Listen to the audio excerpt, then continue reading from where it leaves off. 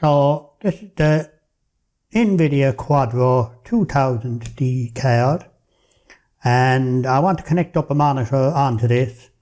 So this has got DVI 24x5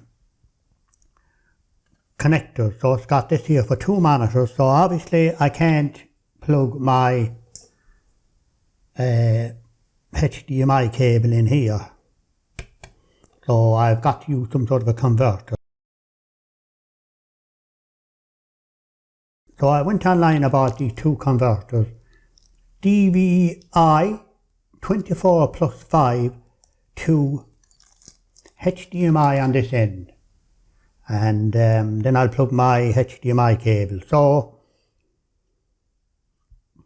this connector goes on here, and then we plug in our HDMI cable, and that's it. And that'll go back into our monitor. So that's our graphics card connected up, so that you'll be able to use it with your HDMI cable. I'll leave links for these connectors down in the description underneath the video if you want to pick them up. Okay.